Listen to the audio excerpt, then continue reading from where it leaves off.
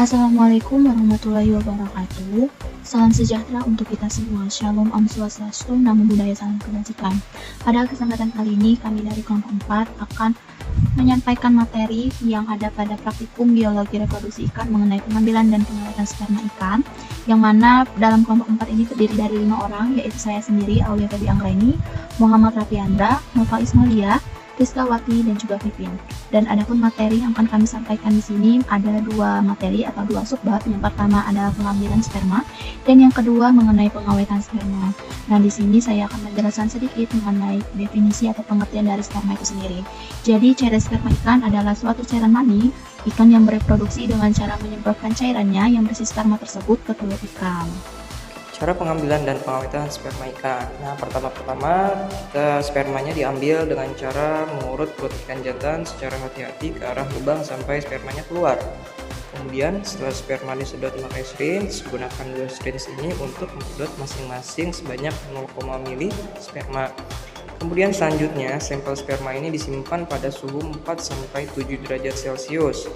Lakukan pengamatan terhadap sperma yang tidak diawetkan atau segar dan yang telah disimpan dengan waktu yang berbeda-beda.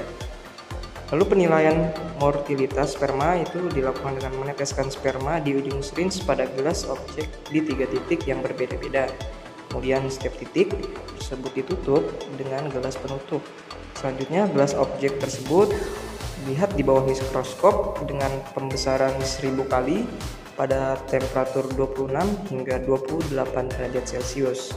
Motilitas sperma diamati di bawah mikroskop setelah sperma ditetesi oleh Aquades, dan perhitungan umur sperma dihitung mulai dari sperma ditetesi Aquades. Lalu yang terakhir, pengamatan umur sperma itu mulai dilakukan dengan menghidupkan stopwatch saat sperma ditetesi Aquades sampai sperma tersebut mati. Jika sperma yang diamati tidak bergerak setelah ditetesi air, maka perlu dilakukan pembuangan sperma dari ujung syringe hingga sperma yang berada pada ujung syringe terbuang. Kemudian dilakukan pengulangan pengamatan sperma yang ditetesi air untuk mengetahui sperma itu sudah mati atau belum. Baiklah, di sini saya akan menjelaskan tentang metode pengawetan sperma. Kriopreservasi merupakan teknik penyimpanan materi genetik dalam keadaan beku pada suhu rendah.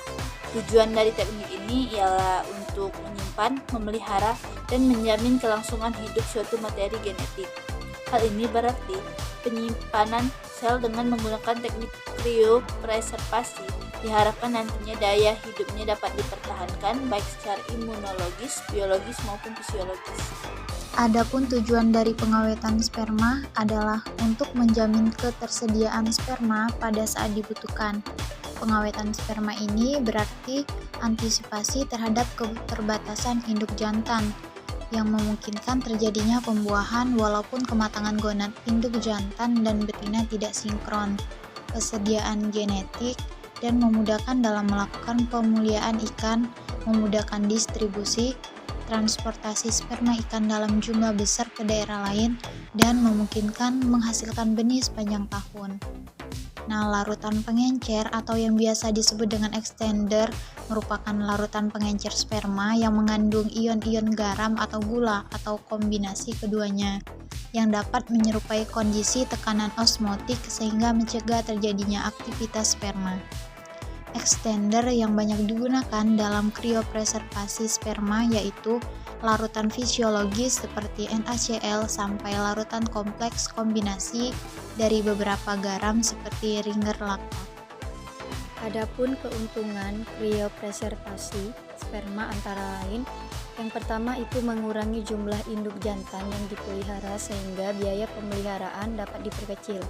Yang kedua, memudahkan dalam transportasi sperma ikan dari satu daerah ke daerah lainnya dan biayanya juga murah. Yang ketiga, dapat dilakukan perkawinan silang pada ikan-ikan yang memiliki waktu pemijahan yang berbeda. Yang keempat, benih tersedia sepanjang tahun. Dan yang terakhir itu melindungi spesies dari bencana alam dan kepunahan. Baiklah, itulah tadi penjelasan mengenai pengambilan dan pengawetan sperma ikan dari kelompok 4. Jika ada salah penyampaian kami mohon maaf. Thank you for watching. Wassalamualaikum warahmatullahi wabarakatuh.